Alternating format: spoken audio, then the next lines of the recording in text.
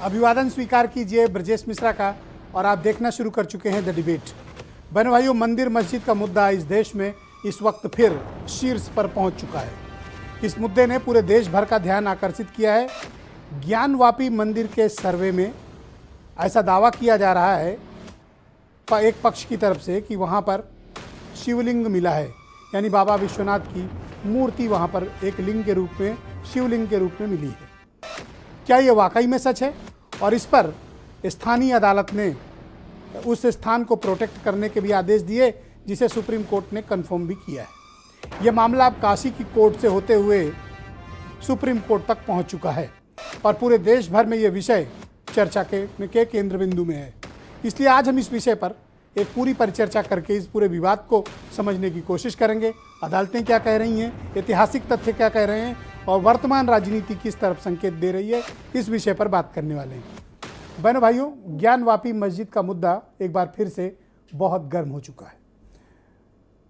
अभी जब स्थानीय अदालत के आदेश के बाद सर्वे का कार्य संपन्न हुआ तो ये दावा किया गया कि मस्जिद में जहां पर वजू किया जाता है उस स्थान के पास बाबा विश्वनाथ की एक बड़ी मूर्ति 12 फीट की वहां पर देखी गई है। इसके फोटोग्राफ्स और वीडियो भी वायरल हो रहे हैं। ये दावा किया जा रहा है वादी के पक्ष की तरफ से। मुस्लिम पक्ष का दावा है कि एक फाउंटेन है, यानी फव्वारा है और ये कोई मूर्ति नहीं है और इसके वीडियोग्राफी और इसे जिसे तस्दीक करना हो वो तस्दीक कर भी सकता है। कोर्ट ने इसके लिए बाकायदा कमिश्नर नियुक्त किया। आपको प्रकरण पूरा पता होगा, लेकिन आज कोर्ट ने अपने द्वारा नियुक्त किए गए कमिश्नर को बर्खास्त कर दिया है। अभी तक कोर्ट कमिश्नर ने अपनी रिपोर्ट नहीं दी और वादी पक्ष की तरफ से जो पिटीशन डाली गई थी उस पर स्थानीय अदालत, वाराणसी की अदालत ने, स्थानीय अदालत ने एक फैसला देते हुए उस स्थान को प्रोटेक्ट कर दिया था, सीआरपीएफ के हवाले कर दिया था और सिर्फ 20 नमाजी वहाँ नमाज अदा कर सकते हैं, इस बात की हिदायत दी थी। लेकिन आज ये मामला भारत की सर्वोच्च अदालत सुप्रीम कोर्ट के समक्ष पहुँचा। सुप्रीम कोर्ट ने इसमें कुछ संशोधन किए। ये कहा कि इस पूरे प्रकरण पर स्थानीय अदालत यानी जिला एवं सत्र न्यायालय ही फैसला करेगा। दूसरा, जो 20 नमाजियों पर सिर्फ नमाज देने के आदेश थे उस प्रतिबंध को हटाते हुए ये कहा कि जितने नमाजी चाहें वहाँ नमाज अदा कर सकते हैं, लेकिन उस स्थान को प्रोटेक्ट किया जाए जहाँ पर शिवलिंग मिलने का दावा किया जा रहा है। ये दो घटनाक्रम आज वाराणसी और दिल्ली में चले, यानी एक काशी की कोर्ट में, स्थानीय अदालत में, और दूसरा प्रकरण भारत के सुप्रीम कोर्ट में। दोनों मसलों में स्पष्ट आदेश कोर्ट की तरफ से हुए हैं, यानी उस स्थान को प्रोटेक्ट किया जाएगा, वहाँ प्रॉपर सिक्योरिटी दी जाएगी, लेकिन मुस्लिमों को वहाँ पर नमाज अदा करने में कोई व्यवधान न उत्पन्न हो, इसके भी आदेश भारत की सर्वोच्च अदालत ने दिए हैं। तो ये क्या है पूरा विवाद और अचानक से ये मसला कैसे सरफेस में आया? इसके पीछे के ऐतिहासिक तथ्य, इसके पीछे के पौराणिक तथ्य, इसके पीछे की वर्तमान राजनीति, सामाजिक मसले और अचानक से इस पूरे प्रकरण का सतह पर आना, ये एक पूरे के मसले को लेकर एक नए विवाद को जन्म दे रहा है। पक्ष और विपक्ष दोनों तरफ से इस मसले को लेकर काफ़ी घमासान है। पूरे देश भर में पिछले एक हफ्ते से ये चर्चा का विषय बना हुआ है। सभी मसले ठप हो गए हैं। ऐसा लगता है कि सिर्फ यही एक विषय है जिस पर चर्चा होनी चाहिए और यही एक विषय है जिसको लेकर पूरे देश में बात हो रही है। तो हम भी आज इस विषय पर चर्चा करने वाले हैं और समझने की कोशिश करेंगे कि दरअसल ये विवाद क्या है, इस विवाद की जड़ में क्या है, वाकई में वहाँ पर क्या हुआ था और क्या होना चाहिए, अदालतें क्या चाहती हैं या अदालतों में क्या चल रहा है। इन सभी मसलों पर आज हम आज की परिचर्चा में खुलकर बात करेंगे। पहले आप कुछ बयान सुने। क्योंकि वो शिवलिंग ही है, वो बाबा विश्वनाथ है, वो शिवलिंग ही है, इसलिए कि हम लोगों ने कहा, हम लोग का विश्वास है पूरा वो शिवलिंग है। जो हमारी शिवलिंग निकली हैं उनमें कचरा अचरा भरा हुआ है, उनमें दीवारें खड़ी की हैं, उसको तोड़ने की मांग के लिए हम लोग आज आए हैं। जिस जगह पे शिवलिंग पाया गया है उस एरिया को डीएम को आदेशित किया है कि वो प्रिजर्व करे। मस्जिद के अंदर जो मुस्लिम समुदाय के लोग हैं वो नमाज अदा कर सकते हैं। निष्पक्ष जांच की जा रही है, निष्पक्ष रिपोर्ट दिया जाएगा, निष्पक्ष तरीके से बिना किसी भेदभाव के हम लोग रिपोर्ट दाखिल करेंगे। 2 पर आपत्ति आमंत्रित कर ली गई है और 1 पर जो है वो आदेश कर दिया गया है। वकील कमिश्नर नियुक्त होते हैं, उनका जिम्मेदारी बहुत होती है। काल प्रभाव से कमीशन पद से हटा दिया है और वो कोई भी कमीशन रिपोर्ट दाखिल नहीं करेंगे। 2 दिन का समय हमने मांगा था, 2 दिन के समय माननीय न्यायालय ने दे दिया। तो माननीय न्यायालय द्वारा 2 दिन का समय प्रदान किया गया है रिपोर्ट दाखिल करने के लिए। बाबा नहीं मिले हैं, ये वो तो मस्जिद का फाउंटेन है। फाउंटेन और शिवलिंग में अंतर नहीं करना आता है, ये हैरत की बात है। तो क्या ज्ञानवापी का मसला भी बाबरी मस्जिद की राह पर चला गया है, या आगे इसमें क्या कुछ घटित होने वाला है? भविष्य की राजनीति में, भविष्य में बहुत कुछ इस मसले को लेकर छिपा हुआ है, जिसे हमें अभी समझने की आवश्यकता है। समीर सिंह हैं भारतीय जनता पार्टी से। थोड़ी देर में आचार्य प्रमोद कृष्णन मुझे ज्वाइन करेंगे, कांग्रेस के सीनियर लीडर हैं। एमएच खान जाने माने पॉलिटिकल एनालिस्ट हैं। असीम वकार राष्ट्रीय प्रवक्ता हैं MIM के और उत्तर प्रदेश में अपनी पार्टी के प्रभारी हैं। मतीन खान मुस्लिम लीग के अध्यक्ष हैं और जय भगवान Goyal United Hindu front UHF के अध्यक्ष हैं। और थोड़ी देर में सुधीर त्रिपाठी भी हमें ज्वाइन करेंगे, हिंदू पक्ष के अधिवक्ता हैं। बहुत शुक्रिया, धन्यवाद आप सभी का। और बीरेन जी भी हमारे साथ मौजूद हैं। समीर सिंह जी, कार्यक्रम की शुरुआत में आपसे करना चाहता हूं, ज्ञानवापी मस्जिद में जो विवाद चल रहा है, इसको लेकर भारतीय जनता पार्टी क्या ओपिनियन रखती है? देखिए ब्रजेश जी, भारतीय जनता पार्टी का ओपिनियन का जो सामने निकल के आ रहा है, चाहे वो प्रकरण न्यायालय में हो, चाहे लोगों के द्वारा न्यायालय ले गए। न्यायालय ने प्रथम दृष्टया कोर्ट कमिश्नर नियुक्त किया है, उन्होंने उसकी जांच की है और न्यायालय की प्रक्रिया आगे बढ़ रही है। न्यायालय जिन चीजों का फैसला लेगा, हम सबको न्यायालय की बातों का सम्मान करना चाहिए। तो भारतीय जनता पार्टी क्या इस पक्ष से सहमत है कि वहां पर एक बड़ा शिवलिंग मिला है? देखिए ब्रजेश जी, निश्चित रूप से जो चीजें निकल के आई हैं, वो शिवलिंग का स्वरूप वहां जांच में मिला है। दीवालों पर बहुत सारे हिंदू देवी देवताओं के चित्र मिले हैं और रिपोर्ट बन रही है। रिपोर्ट न्यायालय में सबमिट होगी, न्यायालय उसका आकलन करेगा और उसके आधार पर वो फैसला देगा। देखिए, इस प्रकरण को जब आप देखेंगे तो श्रृंगार गौरी की पूजा वहां होती थी, महिलाएं करती थी, लेकिन 1994 में श्रृंगार गौरी की पूजा बंद कर दी गई प्रशासन के द्वारा। किन लोगों के द्वारा बंद की गई और फिर वो महिलाएं न्यायालय गई और न्यायालय के निर्णय के आधार पर प्रशासन अपना काम कर रहा है। और जो भी सर्वे की प्रक्रिया है, जो भी जांच की प्रक्रिया है, उन जांच की प्रक्रिया में जो निकल जो के आ दूसरा रहा है, पक्ष है, यानी मुस्लिम पक्ष, ये कहता है कि उपासना स्थल कानून जो 1991 में पारित किया गया, जिसमें ये कहा गया कि 1947 यानी आज़ादी के पहले की जो स्थिति रही होगी किसी भी धार्मिक स्थल की, उसको कंटिन्यू किया जाएगा, उसमें किसी तरह की छेड़छाड़ नहीं की जाएगी। ये जो सर्वे हुआ है, ये उस कानून का उल्लंघन है। देखिए ब्रजेश जी, कानून का उल्लंघन इस नाते नहीं है कि देश 1947 में आजाद हुआ। उसके पहले कई बार आक्रांताओं ने देश पर हमला किया था, तो क्या उसके पहले देश नहीं था? देश तो सनातन है। इस देश के अंदर राणा प्रताप रहे, इस देश के अंदर झांसी रही, इस देश के अंदर बहुत सारे ऐसे महापुरुष रहे जिन्होंने मुगलों से लड़ा, जिन्होंने देश के आजादी के आंदोलन में लोगों ने अंग्रेजों से लड़ा। तो देश तो सनातन है। देश कोई 47 में नहीं बना, देश तो इसके पहले भी था। और देश के अंदर अगर देश पहले था तो हिंदू और मुसलमान सब थे। तो अगर वो पूजा पद्धति थी किसी की और किसी ने उसको तोड़ा था, तो निश्चित रूप से अगर कोई उस पर आपत्ति दाखिल कर रहा है तो न्यायालय उसकी सुनवाई करेगा। न्यायालय सुनवाई करेगा, जो भी तथ्यों के आधार पर फैसला होगा उसको हमको सबको मानना चाहिए। बहुत शुक्रिया आपका। मैं असीम वकार को आमंत्रित करता हूं, MIM के राष्ट्रीय प्रवक्ता और यूपी के प्रभारी हैं। वकार साहब, बहुत शुक्रिया आपका। इस विवाद का कारण आप क्या मानते हैं? देखिए सर, एक व्यक्ति घर से निकला और उसने तय कर रखा था कि आज फला शख्स के घर पे जाकर हमला करके उसको मार देगा।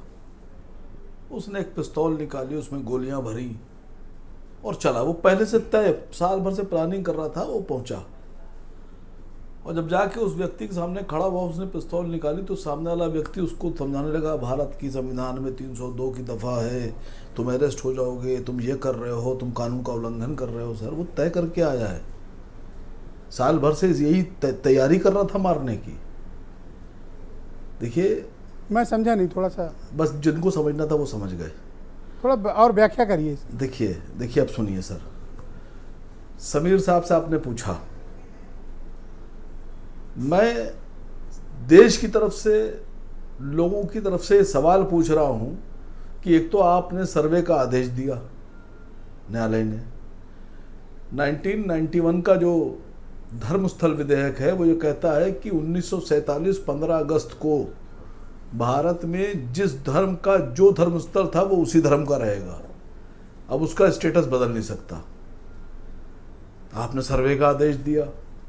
अब दूसरा सवाल ये खड़ा होता है, जब न्यायालय ने सर्वे का आदेश दिया तो कहा कि सर्वे करने के बाद, वीडियोग्राफी करने के बाद 17 तारीख को, 17 मई को आप रिपोर्ट जमा कीजिए, वीडियो जमा कीजिए, न्यायालय उसका फैसला लेगा देखने के बाद। जी, तो रिपोर्ट तो दाखिल नहीं हुई। रिपोर्ट किस जज ने देखी? वीडियो देखा किसी ने? आपने देखा वीडियो? क्या मुस्लिम पक्ष को सुना गया? नहीं, सुनिए सर, जब वीडियो ही नहीं देखा गया, जब वीडियोग्राफी जो की गई है वो दाखिल ही नहीं गई, जमा नहीं की गई सर्वे रिपोर्ट, जब वो न्यायालय में दाखिल ही नहीं हुआ है, लोगों ने देखा ही नहीं है, उनको पता ही नहीं है, तो किसी व्यक्ति विशेष की एप्लीकेशन पर कि ये फला चीज है, शिवलिंग है, मान लिया आपने, तो भी सर्वे का आदेश क्यों दिया था? ऐसे ही मान लेते आप? क्या सर्वे का आदेश सिर्फ दुनिया को बहकाने और दिखाने के लिए था? और अगर सर्वे का आदेश दिया था, आपने कहा था सर्वे रिपोर्ट दाखिल की जाए, तो सर्वे रिपोर्ट दाखिल क्यों नहीं की गई? मैंने कल एक वीडियो जारी किया, मैंने कहा उसके अंदर कि सर्वे रिपोर्ट दाखिल नहीं की गई और हो सकता हो अभी दाखिल भी ना की जाए। नहीं, 2 दिन का टाइम लिया गया है।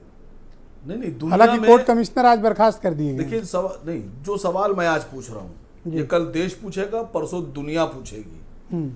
भारत में जो न्याय प्रणाली है उसमें जो जजेस हैं वो सम्मानित हैं, उनकी बात मानता है देश, उनका फैसला मानता है। सर्वोच्च न्यायालय से मैं पूछ रहा हूं कि क्या उन्होंने लोअर कोर्ट के जजेस से पूछा कि आपने वीडियो देखा, रिपोर्ट पढ़ी किसी ने?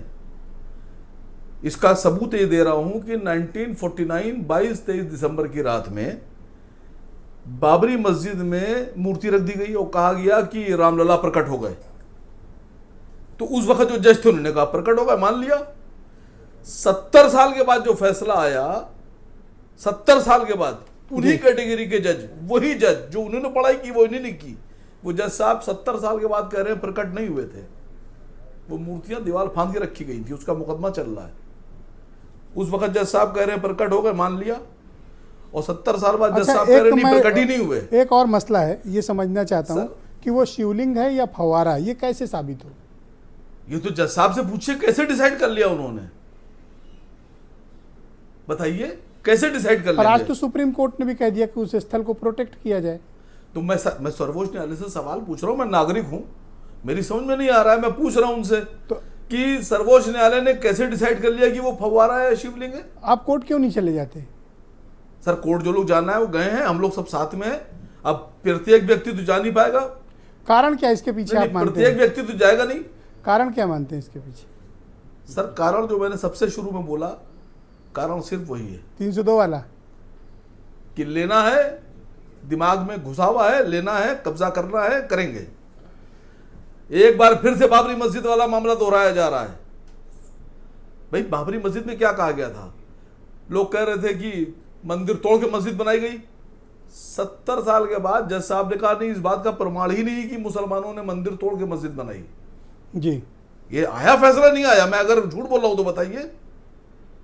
ठीक बात है, मैं डिबेट के नेक्स्ट राउंड में आपकी बाकी विचारों को नहीं, इसका फैसला कौन करेगा? मैं पूछ रहा हूं आपसे। रिपोर्ट दाखिल नहीं हुई, निश्चित तौर पर कोर्ट करेगी। रिपोर्ट दाखिल नहीं हुई, वीडियोग्राफी दाखिल नहीं, वीडियो के फैसलों का सम्मान करना चाहिए। वीडियो देखा नहीं किसी ने। हम सभी भारत के नागरिकों को भारत की अदालतों के हर आदेश का सम्मान करना चाहिए। अगर आप स्थानीय अदालत के फैसले से सहमत नहीं है तो आप हाईकोर्ट जाइए, हाईकोर्ट में सहमत है तो सुप्रीम कोर्ट चलिए, धन है आप पर लेकिन हम सबको कोर्ट के फैसले का सम्मान करना चाहिए। धन है आप। धन्यवाद। मैं डॉक्टर एम एच खान जी को आमंत्रित करता हूं इस डिबेट में। एम एच खान जी, बहुत शुक्रिया आपका। अब तो अभी अयोध्या का मसला शांत हुआ था, अब एक नया मामला आ गया। नहीं, ये मामला जो है ये आया नहीं है, इसको लाया गया है। देखिए, जो महिलाओं का पिटीशन है, हम उस पर ही बात करेंगे, दाएं बाएं नहीं जाएंगे। महिलाओं का पिटीशन था, तो श्रृंगार गौरी की पूजा जो होती है वो साल में एक बार होती है जी। मुझे रोज़ पूजा करने दिया जाए, ये पिटीशन है। अच्छा, मूल पिटीशन ये है? मूल पिटीशन यही है। और उसमें जज साहब ने क्या कहा कि उन्होंने सर्वे का आर्डर कर दिया, जबकि सर्वे का आर्डर नहीं होना चाहिए था। उस पिटीशन पर आप फैसला सुनाते कि यहाँ आप रोज़ कर सकती हैं पूजा या नहीं कर सकती हैं, ये पिटीशन का निपटारा होना चाहिए था, ये नहीं हुआ। दूसरी बात ये कि जज साहब ने ये कहा कि जो मैं सर्वे करा रहा हूँ ये लीकेज नहीं होना चाहिए कोई बीच में। जो भी फोटोग्राफी होगी, जो भी उसमें तथ्य निकल के आएंगे, उस पर लीकेज नहीं होना चाहिए। लीकेज क्या यहाँ पूरा ही फट गया? तो सुन तो लीजिए आप। तो जज साहब ने क्या किया कि एक दूसरा आदमी, नया आदमी आके बता दिया कि वो शिवलिंग है। जज साहब ने उस पर फैसला सुना दिया कि हाँ इसको घेर दिया जाए। आप खुद कह रहे हो कि लीकेज नहीं होना चाहिए, आप ही उस पर फैसला भी दे रहे हो। आपने कमीशन बनाया उसकी रिपोर्ट आपके पास आई नहीं, पर तो आपने फैसला कैसे दे दिया? कोर्ट कमिश्नर को बर्खास्त तो कर दिया उन्होंने। अरे बर्खास्त कर दिया, लेकिन फैसला क्यों दिया आपने, ये बताइए मुझे बिना सुने। और आज उस फैसले को सुप्रीम कोर्ट ने कंफर्म किया है। सुप्रीम कोर्ट कोई भी कंफर्म करे, हम इस चीज को नहीं मानते हैं कि ये साफ साफ दिख रहा है कि पानी है, आप अल्कोहल बता रहे हो। सुप्रीम कोर्ट नहीं समझ में आ रहा है कि बीच में ही फैसला दे दिया जज ने। ये जज होते कौन है इस तरह की बात करने वाले? आपको जब पूरी रिपोर्ट आ जाती, आप उस पर फैसला देते तो समझ में आता कि हाँ न्यायालय सही चल रहा है। न्यायालय सही नहीं चल रहा है। तो आपका मसला आप कौन है? हम आम नागरिक हैं, हम आम नागरिक हैं। आम नागरिक हैं। झगड़ा झंझट का आप झगड़ा झंझट की बात नहीं कर रहे हो। खान साहब एक सेकंड, को चैलेंज कर रहे हो, आप सबको चैलेंज कर रहे हो। अरे चैलेंज हकीकत है भाई। ये देखिए किसको आपने बैठा दिया। आप देखिए खान साहब बोलेंगे, फिर खान साहब बोलेंगे। बोलिए खान साहब, अपनी बात कंप्लीट करिए। खान साहब आप अपनी बात कंप्लीट करिए प्लीज। इनकी आवाज तो कम कराइए, बंद आप कराइए। आप बोलिए देश नहीं चलने वाला। देखिए बेईमानी। गोयल साहब आप रुकिएगा, मैं आता हूँ थोड़ी देर। ये अभी डिबेट में आपने सामने होते तो मुझे मारते भी है। अरे नहीं आप बोलिए। नहीं ये मुझे मारते भी। अरे आप बात कंप्लीट करिए खान। देखिए ये सवाल आपके बीच में है, आपके बीच में है कि जब कोर्ट ने कहा, कोर्ट ने साफ साफ कहा कि कोई, देखिए बोलने जा रही है, आप खुद ही मर जाओगे। अरे गोयल साहब रुक जाओ, 2 मिनट रुक जाओ, आ रहा हूं आपके पास। 2 मिनट रुको, आप बस इनकी बात कंप्लीट हो जाने दो, आप ही के पास आ रहा हूं। खान साहब अपनी बात कंप्लीट करो। गोयल साहब आपकी औकात नहीं है मुझे मारने। अरे आप बोलो तो सही, आपकी औकात नहीं है मुझे मारने पीटने कोई बात नहीं। आप नहीं कह रहे मर जाओगे, बर्बाद हो जाओगे। देखिए हिंसात्मक बातें कर रही है, तमीज नहीं है यार तुमको, तमीज नहीं बात करने की तुमको है। हिंदू मुसलमान एकता की बातें नहीं करते हो तुम, तो यार आइन को भी नहीं मानते हो, संविधान को भी नहीं मानते हो। मैं तो साफ साफ बात कह रहा हूं कि जब कोर्ट ने कहा कि कोई चीज लीक नहीं होनी चाहिए, तो लीक कहां से हुई और कैसे ऑर्डर कर दिया डिस्ट्रिक्ट जज ने? नहीं करना चाहिए। धन्यवाद आपका खान साहब, मैं डिबेट के नेक्स्ट राउंड में आपकी बाकी विचार। लेकिन ये जब ये धमकी दे रहे हैं, ये धमकी गलत बात, कोई किसी को धमकी नहीं देगा। इनकी औकात नहीं है कि मुझे कुछ छू पे, हमारे बाल को भी नहीं छू पाएंगे जो धमकी दे रहे हैं बैठे। थैंक यू खान साहब, हमको छू पाएंगे। तसल्ली खान साहब, तसल्ली। हम हिंदुस्तान में रहते हैं और संविधान को मानते हैं। थैंक यू खान साहब, ऐसे गुंडों से हम डरते नहीं। नो थैंक यू ऑलराइट, आराम से। संविधान को मानते हो और संविधान का जय भगवान गोयल जी। खुलेआम विरोध कर रहे हो, हाई कोर्ट का, सुप्रीम कोर्ट का, सबका विरोध कर रहे हो। गोयल जी एक सेकंड, ये जो ताज़ा मसला निकल कर सामने आया है, आप ये बात कैसे साबित हो कि वहाँ पर शिवलिंग है या फव्वारा है, ये कैसे साबित होगा? गोयल जी बताइए। देखिए जो कुछ हुआ है उसकी वीडियोग्राफी हुई है, उसकी जांच हुई है, और जो कुछ नजर आया है उससे हमें साफ साफ नजर आ रहा है कि वो हमारा जज ने देखा कि नहीं देखा? खान साहब देखा ही नहीं तो तुम कैसे? खान साहब गलत बात। आप जज हो क्या? जय भगवान गोयल बोले। अपने नंदी बैठे हुए हैं। खान साहब शांति रखो। नंदी का जो मुखारबिंद है, नंदी का जो मुखारबिंद है वो उस तरफ है जहां मस्जिद बना रखी थी, वहीं से हमें बाबा मिले हैं। और दूसरी बात, अगर ये बात लोअर कोर्ट ने कही है, यही बात आज सुप्रीम कोर्ट ने भी मानी है। दूसरा, आप इतने परेशान क्यों भाई? आप उसकी रिपोर्ट कोर्ट में जाने दो, कोर्ट को उसका फैसला लेने दो। आप सुप्रीम कोर्ट पे पहुंच गए, आप हाई कोर्ट में पहुंच गए, पहले आपने डट करके इसका सारी जांच का विरोध किया, जज को धमकी दे दी, आप लोग घुसने नहीं दिया लोगों को। आप क्या करना चाहते हैं देश के अंदर? आप किसी कायदे को, कानून को, संविधान को मानते हैं नहीं मानते?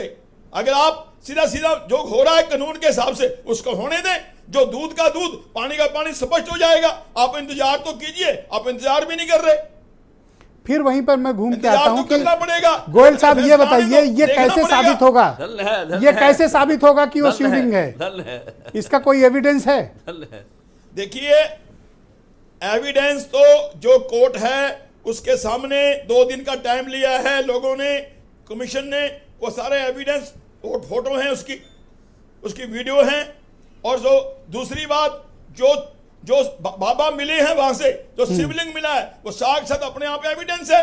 और बरसों पुराना हमारा काला पत्थर जो भोले बाबा के रूप में विद्यमान है वहां पर, वो सब चीजें जब सामने आएंगी, जब मुस्लिम पक्ष के हमारे लोग इन बातों को तसल्ली से समझेंगे, देखेंगे, जानेंगे, मानेंगे। अगर खुलेआम आज अवैसी जी कह रहे हैं मैं सुप्रीम कोर्ट का नहीं मानता, तो कई राजा कह रहे हैं कोर्ट में नहीं जाना, कोर्ट में जाने की क्या जरूरत है? ऐसी ऐसी बातें कह करके क्या आप देश का माहौल खराब नहीं कर रहे? आप देश की शांति भंग करने का प्रयास नहीं कर रहे? अरे भाई, हम सब इस देश में रहते हैं, हमारे देश में लोअर कोर्ट है, हाई कोर्ट है, सुप्रीम कोर्ट है, लोकसभा है, संविधान है, उसके अनुसार सारा काम होने दीजिए। राम मंदिर का निर्माण हो रहा है, वो भी माननीय सुप्रीम कोर्ट के देश में चालू हुआ है, वो मेरे देश पे नहीं हुआ। बहुत शुक्रिया। आपके किसी देश पे नहीं हुआ। बहुत शुक्रिया, धन्यवाद। और मैं आप सबसे आग्रह करता हूं कि आप सब अपने अपने तथ्य रखिए, अपनी बातें रखिए, अपने एविडेंस दीजिए, अपनी बात कहिए, पर एक दूसरे के प्रति गरिमा और सम्मान रखिए। डिबेट में इस प्रकार एक दूसरे के खिलाफ अमर्यादित बात न इस्तेमाल की जाए तो ये ज़्यादा बेहतर होगा। हम अच्छे माहौल में भी बातचीत कर सकते हैं, अपना अपना पक्ष रख सकते हैं। आप सबसे मेरा यही आग्रह है। मैं मतीन खान को आमंत्रित करता हूं इस कार्यक्रम में, मुस्लिम लीग के उत्तर प्रदेश यूनिट के अध्यक्ष हैं। बहुत शुक्रिया आपका मतीन जी इस कार्यक्रम में आने के लिए। ये ताज़ा विवाद के पीछे के कारण क्या हैं? ब्रजेश भाई, ये कानून का इतिहास का मसला ही नहीं है, ये पॉलिटिकल मसला है। 22-24 की लड़ाई है ये सिर्फ, और ये सिर्फ देश में अराजकता फैला करके जिस तरह से एक माहौल को इन्होंने पोलराइज करने का काम किया है, जिस तरह से करोड़ों करोड़ भारतवासियों को एक भ्रमित करने का काम किया गया है कि जो कानून का सहारा लेकर के, मतलब आप ये समझ लीजिए कानून के रास्ते से करोड़ों लोगों को इन्होंने भ्रमित किया कि साहब मस्जिद के वज़ू खाने में शिवलिंग निकल आया। मुझे नहीं समझ में आ रहा है कि ये जय भगवान गोयल जी बैठे हुए हैं कि कौन से हिंदू मैथोलॉजी के हिसाब से कि अपर पहली मंजिल पर कहाँ से शिवलिंग आ गया। पूरी दुनिया के अंदर कहीं पर इस तरह का कहीं कोई शिवलिंग अगर बना हो, कोई हिंदू मैथोलॉजी तारीख के एतबार से, तो मुझे बताएं भैया यहाँ पर बैठे हुए हैं। तो ये कैसे साबित हो कि वो शिवलिंग है या फव्वारा? अभी इसकी जांच हो जानी चाहिए। आसिम वकार साहब ने भी अभी कहा कि भाई ये तो जब 17 तारीख को फैसला आना था उससे पहले ही ये सब हंगामा शुरू कर दिया। ये पोलराइज करने की एक राजनीति है, ये लोगों को भ्रमित करने के लिए, सिर्फ लोगों को। अब ये समीर जी पर है ये मामला। समीर जी ये बात कह रहे थे कि साहब वहाँ मूर्तियाँ मिली। अरे भाई कहाँ से देख आइए, ये कौन सा चश्मा लगा के बैठे हुए हैं, या इन्होंने पॉलिटिसाइज करके जो लोअर कोर्ट के जज हैं उनको प्रेशराइज करके इस तरह का इन्होंने खुद से जो है वो काम करवाया है, भ्रमित करने का लोगों को। ऐसा आरोप लगाने के पीछे कोई आपके पास एविडेंस है? आप सबके सामने अगर जज के खिलाफ आप आरोप लगा रहे हैं तो आपके पास एविडेंस होना चाहिए। जब अभी सबमिट ही नहीं हुई रिपोर्ट तो कैसे आम जनता में आ गई, और कैसे निचली कोर्ट के जज ने ये फैसला दे दिया कि साहब उसको कवर कर लिया जाए, कैसे सील कर लिया जाए, 20 लोगों को नमाज के लिए कैसे कह दिया। अब तो सुप्रीम कोर्ट ने उस आदेश में थोड़ा संशोधन किया है और उन्होंने कहा जितने लोग नमाज अदा करना चाहें कर सकते हैं। हाँ, वजू खाना खोल दिया। उस स्थान को भाई क्या वजू खाना खोल दिया, उस स्थान को प्रोटेक्ट कर दिया जाए जब तक फैसला न हो जाए। कैसे हम मान लेंगे? ये कैसे हजम नहीं हो रहा है ना मेरे। कौन से कानून के तहत जो है उसको प्रोटेक्ट किया गया? नहीं ना भाई। एक सेकंड गोयल जी आपके बीच में कोई नहीं बोला, सिर्फ मतीन खान बोले। तो सिर्फ ये समझ में आ रहा है ये पॉलिटिकल प्रेशर है। और आप देख लिए सुप्रीम कोर्ट में जो 2 जजेस की बेंच है, कौन क्या क्या नाम है उसमें, उसमें क्या नाम है? आप किसी जज पर यकीन नहीं है? नहीं, आप ये बताइए ब्रजेश नाम भाई, से मतलब नहीं होता जुडिशरी में। वो जजेस जो राम जन्मभूमि का मुकदमा लड़ रहे थे उसमें से एक जज वो भी है नरसिम्हा जी। ये समझने की बात है कि ये ओके, समीर सिंह कुछ कहना चाह रहे थे, मैं उनको इस कार्यक्रम में डिबेट में वापस आमंत्रित करता हूं। थैंक यू मतीन भाई, घेराबंदी को शुक्रिया बाकी रखा, क्यों रखा गया भाई? ऑलराइट, हाँ समीर जी आप कुछ कहना चाह रहे थे, आपने हाथ उठाए थे, बोले।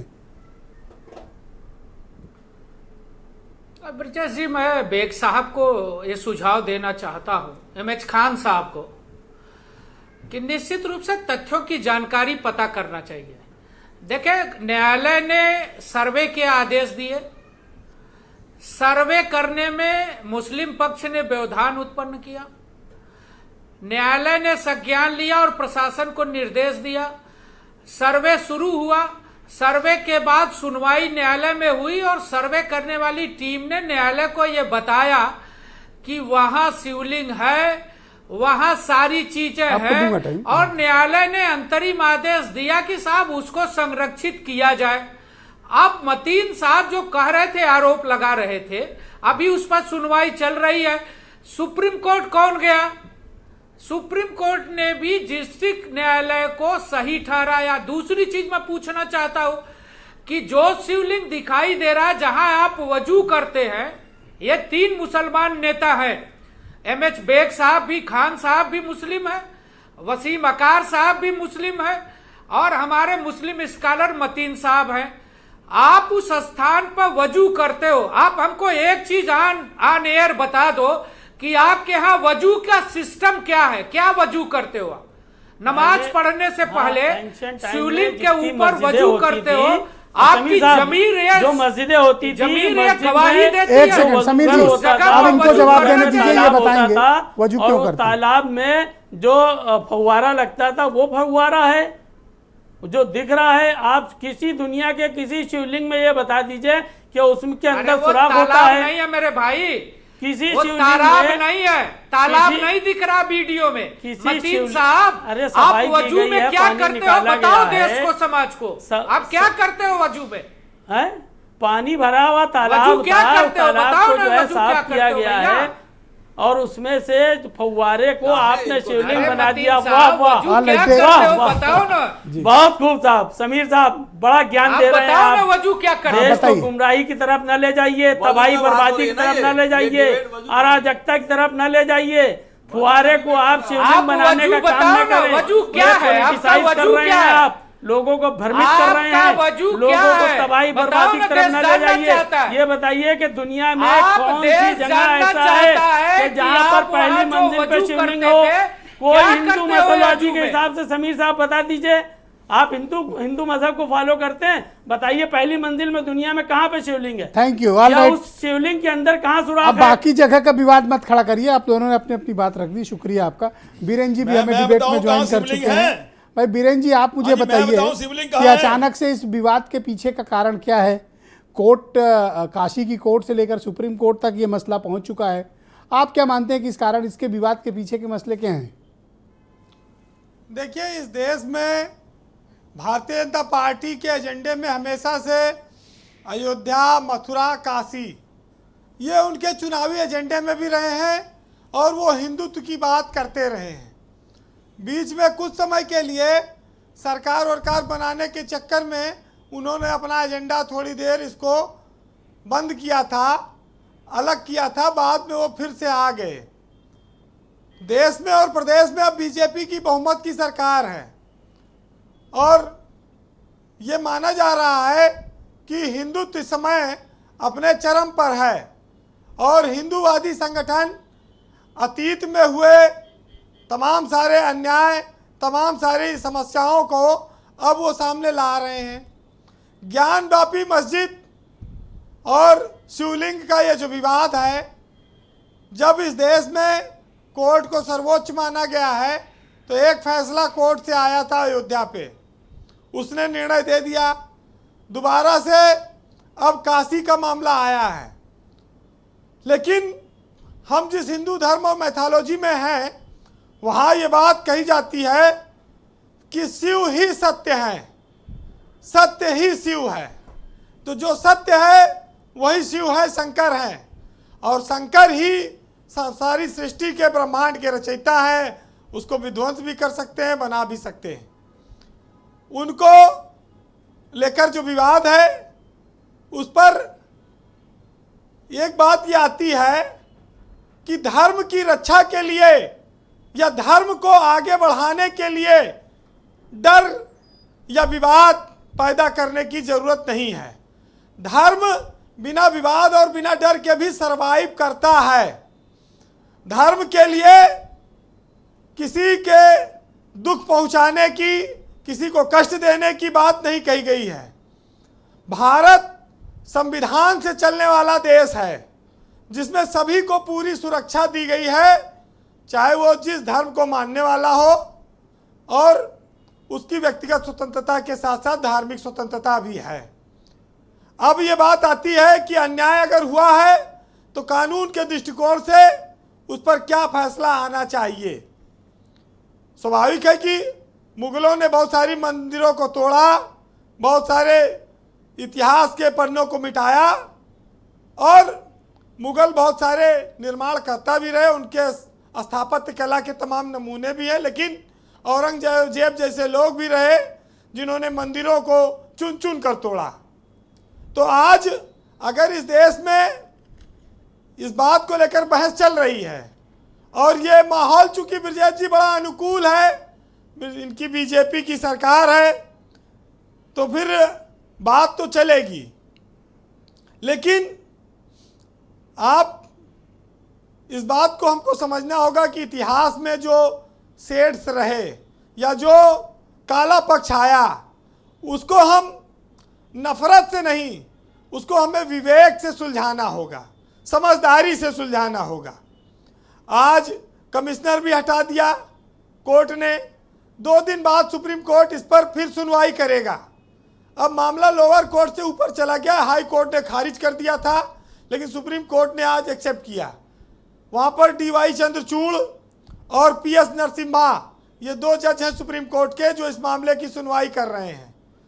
उन्होंने जो एक अच्छा फैसला दिया कि भाई DM साहब इसकी रक्षा करें जो शिवलिंग मिला है, लेकिन नमाज से मुस्लिमों को नहीं रोका जाएगा। तो ये संवैधानिक व्यवस्था में एक बराबरी का उन्होंने आदेश किया। DY चंद्रचूड़ उत्तर प्रदेश के चीफ जस्टिस रह चुके हैं हाई कोर्ट के जी। अब वो सुप्रीम कोर्ट में वकील हैं, वो वाकिफ हैं, जज हैं जी। हाँ, वहाँ सुप्रीम कोर्ट के वो जज हैं जी, और उनकी बड़ी साख रही है।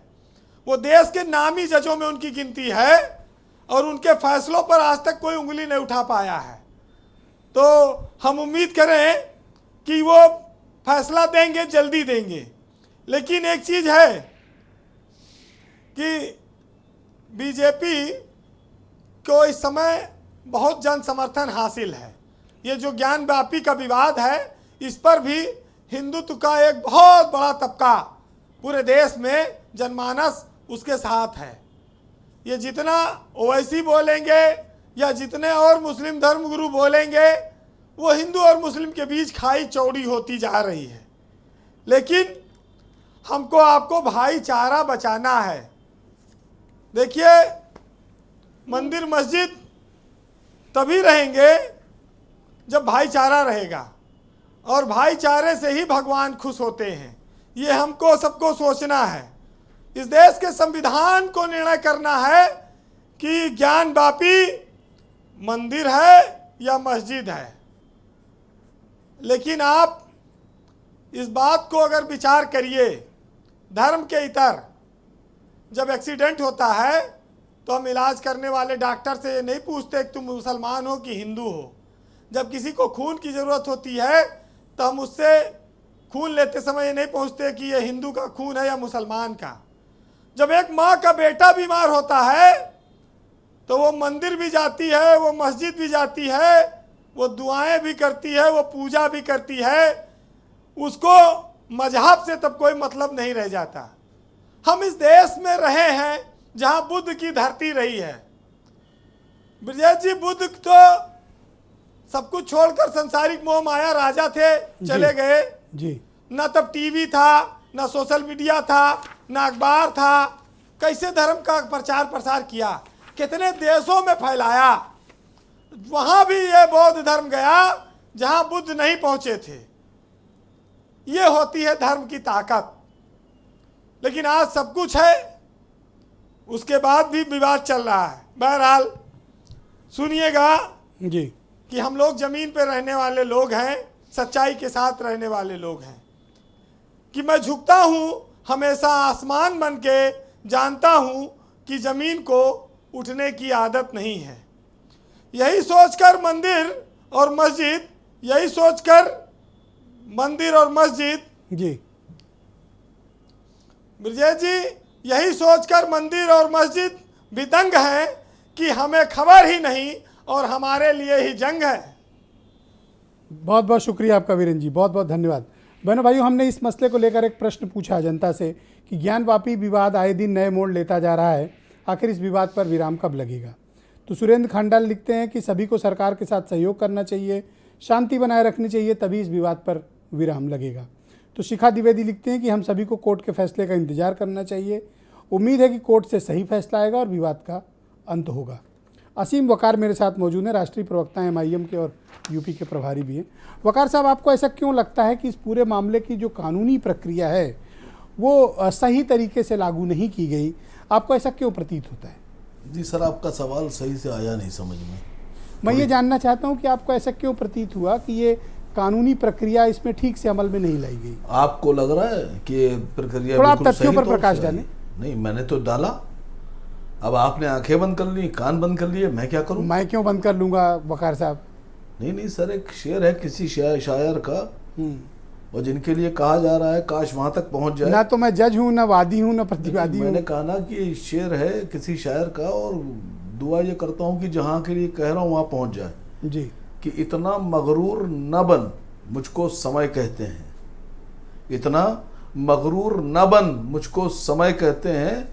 बादशाहों को भी दरबान किया है मैंने। ये बहुत बड़ी बात थी, हो सकता हो पहुँचे, थोड़ी अकल ठिकाने आए।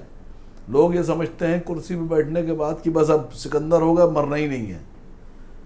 सिकंदर जब मरा था तो उसने कहा था दोनों हाथ कफन से बाहर कर देना मेरे, कि दुनिया देखे कि खाली हाथ जा रहे हैं, कुछ लेके नहीं जा रहे हैं। न तलवार, न ढाल, न पैसा, न हीरा, न मोती, कुछ नहीं। जैसे पैदा हुए थे वैसे ही चले गए। सिर्फ साथ में आपके अमाल जाते हैं, आपका ईमान जाता है, मेरा भी जाएगा। सबका ईमान, उसके अमाल जो दुनिया में उसने धोखे, फ्रॉड सब किए, ये भी जाएंगे। फैसला ऊपर होना है सर। तो ऐसा क्यों नहीं करते हैं कि कुछ अच्छे वकील लगाइए, स्थानीय अदालत में भी, सुप्रीम कोर्ट में भी, ज़्यादा अच्छे तथ्य प्रस्तुत मैंने करिए। आपसे शुरू में एक बात कही थी कि सामने वाला घर से निकला ही इस काम के लिए। अब कैसे उसको आप कानून समझाइएगा? ये तो तय करके बैठे हुए हैं। गलत काम को रोका भी तो जा सकता है। ये फव्वारे को भी शिवलिंग बना के पूज लेंगे। इनका तो मकसद ही है सर। तो अब क्या किया जाना चाहिए? आपके मुताबिक होना क्या चाहिए? नहीं, मेरे मुताबिक क्यों? मैंने तो सवाल खड़ा किया कि जब आपने कहा 17 तारीख को रिपोर्ट दाखिल कीजिए, वीडियोग्राफी जो की उसका वीडियो दाखिल कीजिए, सर्वे की रिपोर्ट दाखिल कीजिए, उसको देखा जाएगा, पढ़ा जाएगा। तो सर्वे रिपोर्ट तो दाखिल हुई नहीं, वीडियो भी दाखिल नहीं हुआ, जज साहब वहाँ गए नहीं और वीडियो उन्होंने देखा नहीं। मैं ये पूछ रहा हूँ, जब हमने कुछ देखा ही नहीं, हम वहाँ पहुँचे नहीं, तो फैसला कैसे लिया? और अगर किसी की एप्लीकेशन पे फैसला लेना था तो भी सर्वे क्यों कराया?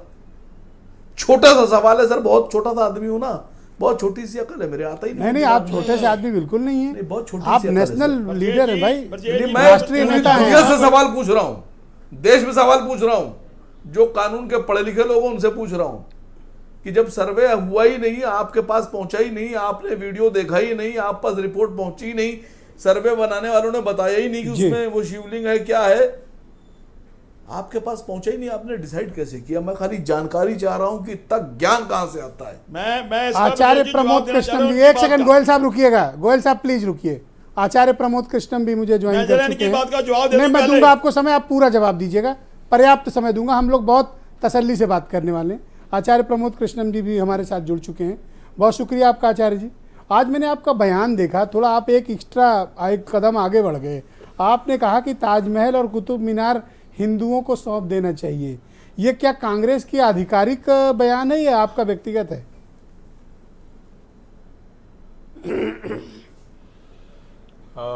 नहीं, कांग्रेस पार्टी का आधिकारिक बयान तो कांग्रेस पार्टी के आधिकारिक प्रवक्ता दे सकते हैं, लेकिन मैं भारत का एक नागरिक हूं तो मैंने अपनी बात कही है।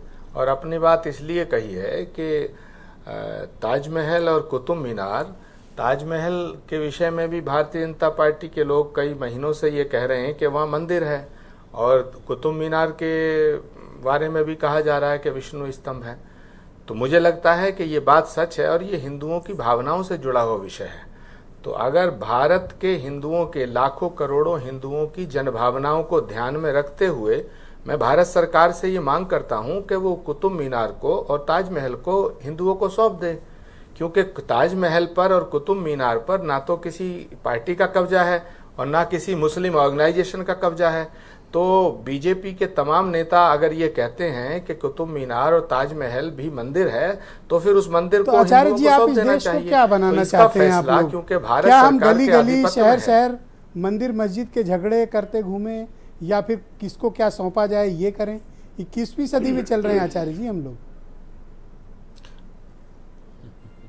नहीं, तो 21वीं सदी में ही तो ये सवाल उठा ब्रजेश जी, 21वीं सदी में ही ये सवाल उठा। मैं 21वीं सदी की बात कर रहा हूँ कि भारतीय जनता पार्टी के नेता अगर ये बात कह रहे हैं पिछले 6 महीने से, तो ताजमहल पे कब्जा ना तो किसी मुसलमान का है ना किसी दूसरी पार्टी के नेता का है। तो अगर मैंने ये बात उठाई है वो तो भारत सरकार के आधिपत्य में है।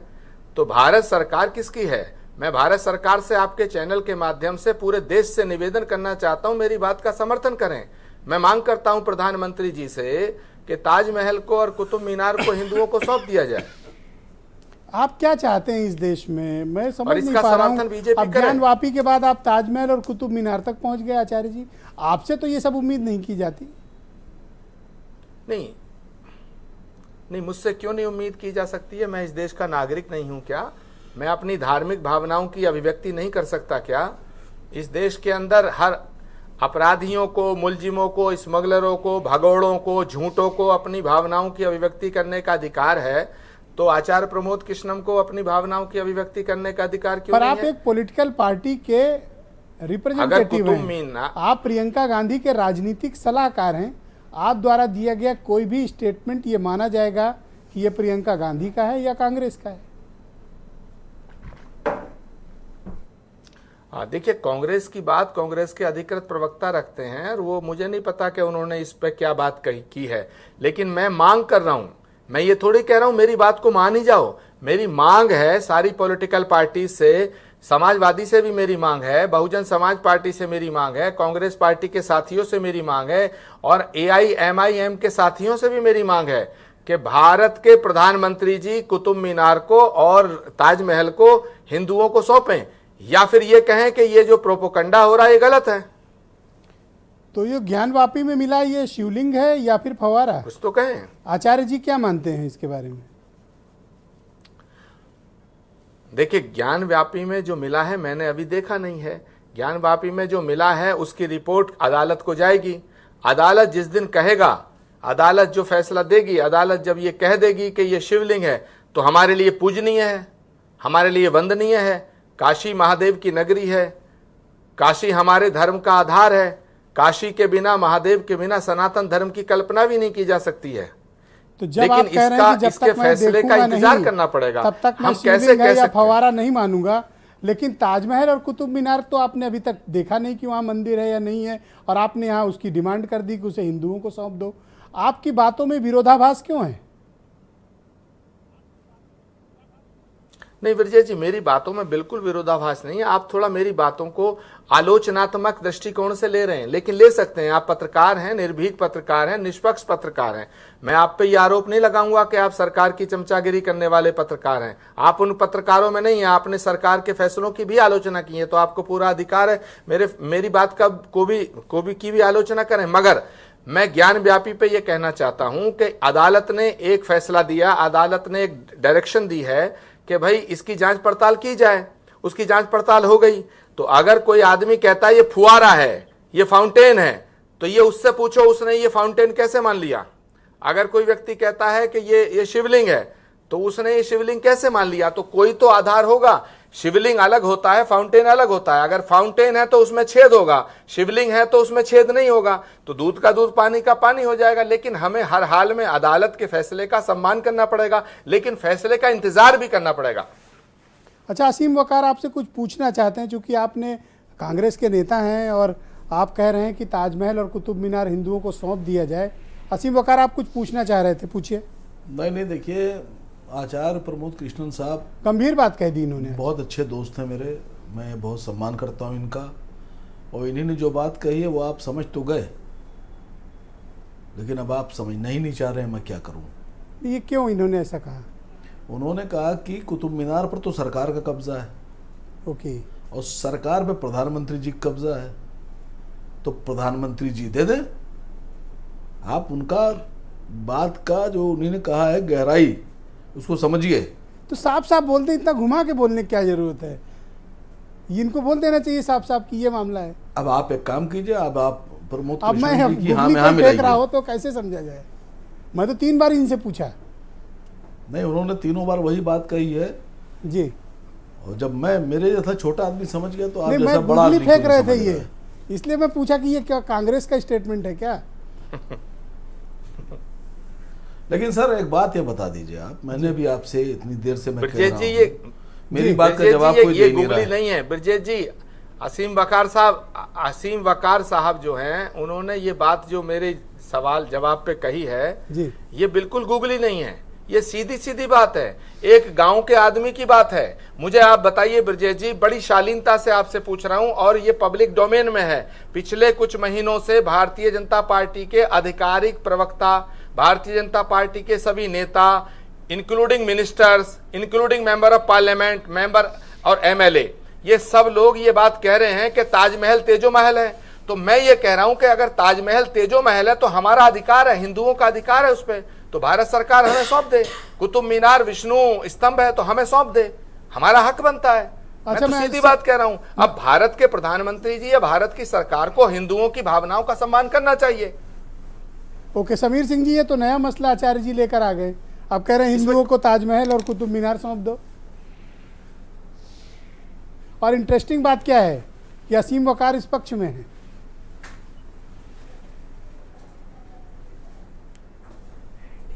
आचार्य प्रमोद कृष्णन जी हम सबके लिए सम्मानीय है, लेकिन कहीं न कहीं इनकी मनसा ठीक नहीं है। एक तो मेरा प्रश्न जरूर है आचार्य जी से समझ जाते हैं कि एक भारतीय जनता पार्टी के प्रवक्ता को बताइए। समझ जाते हैं। खान साहब रुक जाइए, मतीन खान रुक जाइए प्लीज, एक एक करके हम लोग बात एक भारतीय जनता जी, आप बोले, आप बोले। एक भारतीय जनता पार्टी के प्रवक्ता का नाम बताइए जिसने ये कहा हो कि ताजमहल जो है हिंदुओं को सौंप देना चाहिए, तेजो महल है। दिया कुमारी, भारतीय जनता पार्टी के किसी बड़े नेता का आप बयान बताइए।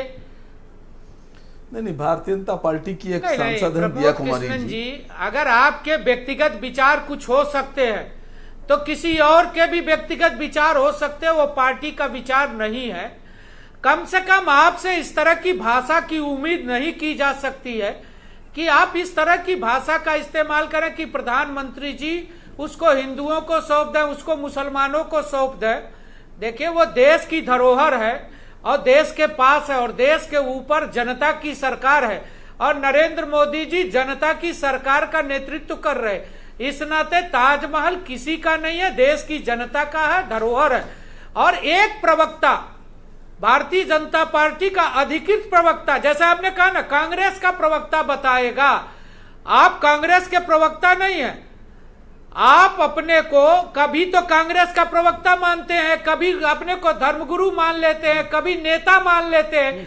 तो आपके 3D रूप हो सकते हैं, भारतीय जनता पार्टी के प्रवक्ता का 3D रूप नहीं होता है। अच्छा, कुछ जवाब देना चाहते हैं, मैं कनेक्ट करता हूं। विश्वास दिलाता हूं आचार्य जी, गो अहेड। कि भारतीय जनता पार्टी इस तरह की बातों में विश्वास नहीं। Thank you. Okay, Acharya ji, go ahead.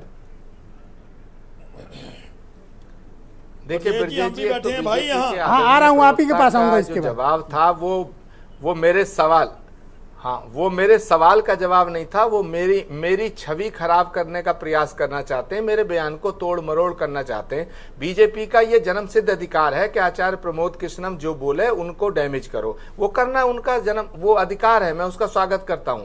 पर मेरी बात बताइए, बीजेपी के प्रवक्ताओं ने ये नहीं कहा कि उसे हिंदुओं को सौंप दे।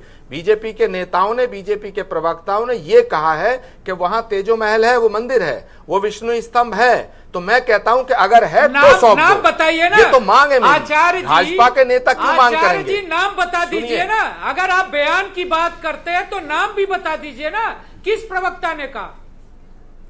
मैं बताता हूं। कर्नाटक के विधायक राजा, वो आपकी पार्टी के एमएलए हैं। सुनिए, मेरी बात तो सुनिए। अरे मेरी बात तो सुनिए। हाँ, बोलिए। आचार्य जी, मेरी बात तो हाँ, आचार्य जी बोलेंगे। आचार्य जी बोल रहे थे क्या कहा? भारतीय जनता पार्टी के प्रवक्ता ने, आपने क्या कहा? अरे भाई, आप हमला कर रहे हैं। जनता पार्टी के प्रवक्ता ने एक सेकंड रुकिए, समीर जी रुक जाइए। समीर जी प्लीज, एक प्रवक्ता का नाम अब वो नाम ले रहे हैं, लीजिए नाम लीजिए। आचार्य जी नाम लीजिए आप। देखिए भारतीय जनता पार्टी के प्रवक्ताओं का प्रॉब्लम ये है कि दूसरे को नहीं बोलने देते हैं। आपने मुझ पे हमले किए, मैंने आपको टोका, अब मेरा जवाब सुनिएगा। मैं जिम्मेदारी से बात करता हूं, हमेशा करूंगा। ब्रजेश जी का चैनल एक जिम्मेदार चैनल है। भारतीय जनता पार्टी के प्रवक्ता, जिसमें आदरणीय संबित पात्रा हैं, प्रेम शुक्ला हैं, सुधांशु त्रिवेदी हैं, गौरव भाटिया हैं, उन्होंने और उनके समर्थक आरएसएस के संगीत रागी जी हैं और अवनीजेश अवस्थी हैं, और आरएसएस के सपोर्टर जितने भी नेता हैं, उन सब ने नेशनल टेलीविजन पे ये कहा है कि ये तेजो महल है, ये विष्णु स्तंभ है। अब उन्होंने अगर ये कहा है तो मैं तो इस बात को आगे बढ़ा रहा हूं।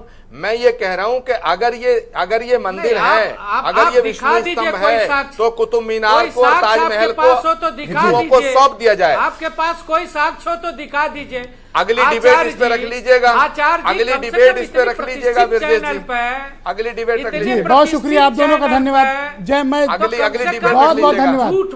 जय भगवान गोयल जी कुछ बात अपनी रखना चाहते हैं। हाँ गोयल साहब आप बोले। अरे झूठ आप बोलते हैं, अरे आपको शर्म नहीं आती झूठ बोलते हुए? अरे आचार्य जी गुस्सा ना करें। झूठे आप हैं, महाझूठी पार्टी के प्रवक्ता आप, बकवास करते हैं काम। आचार्य जी अरे झूठ ये बोल रहे हैं, बार-बार झूठ कर रहे हैं। अरे आचार्य जी प्लीज, सुन रहा हूं, गुस्सा ना करें। थोड़ी ये गुंडागर्दी करेंगे, बयान क्यों देते हैं? कैसे कहा मैं झूठ बोलता हूं? आप कुंठा में बयान क्यों देते हैं? ये आपकी कुंठा बोलती है आचार्य जी। आपके सारे आचार्य जी, आप कुंठा में बयान मत दिया करिए। इस देश को आपने बेवकूफ बनाया। आप झूठ आरोप लगाइए, आरोप फालतू की बात करते हैं। झूठी आरोप बीच में बोले जा रहे हैं, शर्म नहीं आती आपको? डूबो चुल्लू भर पानी में, क्यों कुंठा में बोल रहे हैं? झूठे आदमी, झूठे प्रवक्ता, झूठे नेता। ब्रजेश जी ऐसे झूठे लोगों के साथ मेरी डिबेट मत कराया करिए। इनमें ना संस्कार है, ना संस्कृति है, ना सभ्यता है। झूठे, सत्य का नाम नहीं है, लेश मात्र सच्चे नहीं आप झूठे, आप झूठ बोलते हैं, आप झूठे हैं, आप बेईमान, महाबेईमान हैं। आप पहले अपने ईमान को ठीक करिएगा, आप पहले अपनी आस्था को ठीक करिएगा। आप धर्म को बेचते हैं, आप धर्म को धंधा बनाते हैं, आप इस देश को तोड़ना चाहते हैं। अब मैं डिमांड कर रहा हूँ कि कुतुब मीनार को और ताजमहल को हिंदुओं को सौंप दो। आपको क्या प्रॉब्लम है? भारत सरकार से डिमांड करो। अब राष्ट्रीय आधार है, गले में फंसता फंदा तो कहते हो राष्ट्र। इतना ज्यादा पूरे देश को के चैनल पर पूरे देश को आपने गुमराह कर रखा। आप झूठ बोल रहे हैं बैठ के चैनल पर। आप झूठे हैं, झूठे हैं, झूठे हैं। आपकी पार्टी झूठी है। बीजेपी मतलब बहुत झूठी पार्टी। बीजेपी बहुत झूठी पार्टी। मैं विनम्र निवेदन आपसे कर रहा हूँ, और आप झूठी पार्टी के झूठे प्रवक्ता हैं। आप झूठे हैं, आपकी मर्यादा नहीं आचार्य जी। राष्ट्रीय चैनल पे आप झूठ बोलते हैं, आप बोलने नहीं दे रहे हैं, आप दादागिरी करते हैं, गुंडागर्दी करते हैं, धमकाते हैं। आप भी मतीन खान की तरह लड़िए, हमें कोई आपत्ति नहीं होगी। अरे समय कोई आपत्ति नहीं होगी आचार्य जी, मर्यादा सीखिए। आए चले झूठ बोलने चले, झूठा कहीं के, झूठे नेता। मत गुस्सा करिए आचार्य जी प्लीज। समीर भाई शांत हो जाओ, कोई बात नहीं, एक दूसरे का सम्मान, आदर के साथ। अरे रुक जाइए, जब बीच में आप आचार्य जी थैंक यू। तो मैं ऐसे ही बोलूंगा। आप जिस परंपरा में आपने मुझे झूठा कहा पहले। भाई सुधीर त्रिपाठी जी, पहले आपने मुझे झूठा कहा। हिंदू पक्ष का क्या आधार है कि वहाँ पर शिवलिंग मिला? Sudhir Tripathi go ahead. झूठे आप हैं। Okay thank you. सबसे पहले ब्रिजेश जी से आपको धन्यवाद जो आपने अपने चैनल को बोलने का मुझे अवसर दिया। और जो काशी ज्ञानवापी मस्जिद में जो शिवलिंग मिला है उसका आधार स्पष्ट है, कुछ शिवलिंग है और दौरान कमीशन कार्रवाई में वह प्राप्त हुआ है। जहाँ लोग मजदूरी करते थे, हाथ धोते थे, उसी में जल के अंदर एक छोटा सा टैंक टाइप बनाए थे, उसी टैंक और सारे शिवलिंग के उसमें लक्षण विद्यमान हैं जी। जो शिवलिंग में होते हैं वह आकार में 4-5 फीट चौड़ा और 3-4 फीट ऊंचा है, वह स्पष्ट शिवलिंग। ऑलराइट, जय भगवान। गोयल जी आप कुछ कहना चाह रहे थे बीच में। यस गोयल साहब, गो अहेड प्लीज, बोलें। देखिए, मेरा ये स्पष्ट कहना है कि ये जो डिबेट है न तो बीजेपी कांग्रेस की है, ये डिबेट है हमारे हिंदू धर्म के ऊपर, ये डिबेट है ज्ञानवापी के ऊपर। तो जो मुद्दा है उसके ऊपर अगर बात करेंगे तो ज़्यादा बढ़िया रहेगी। जी आप बोलें। हमने ये मांग की है, यूनाइटेड हिंदू फ्रंट जो हिंदू संगठनों का समूह है, हमने प्रमुखता के साथ ये मांग की है कि जो ज्ञानवापी का मैटर है, भोले बाबा का मंदिर है और वहां शिवलिंग मिल गया है, स्पष्ट हो चुका है। उसके बाद बारी आती है मथुरा की कृष्ण जन्मभूमि के ऊपर भी जबरदस्ती ईदगाह बना रखी है, उसको भी हटाया जाना चाहिए।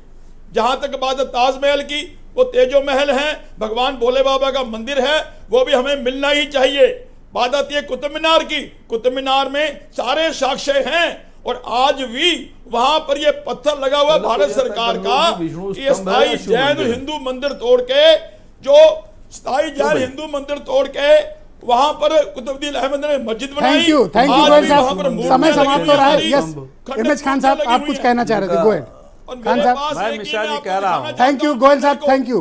सिर्फ खान साहब की आवाज जाएगी, बोले खान साहब। जो पटिशन दाखिल की गई है, उस पटिशन पे कोई बात ही नहीं कर रहा है जी।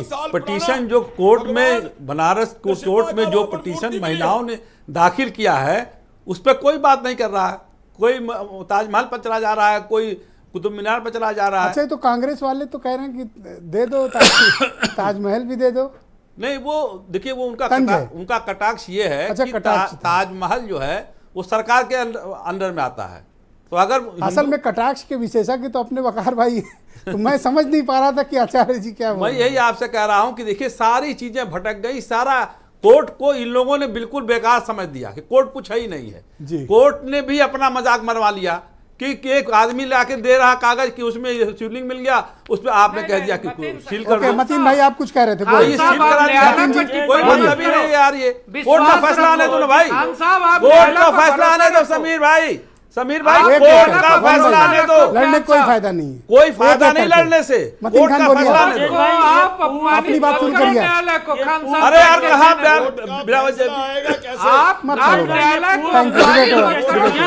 थैंक यू डिबेट हुआ। बहुत बहुत धन्यवाद। Thank you. आप सबका बहुत बहुत शुक्रिया। और बहनों भाइयों, आप सबका भी बहुत बहुत धन्यवाद इस कार्यक्रम को देखने के लिए। बहुत शुक्रिया, धन्यवाद, नमस्कार।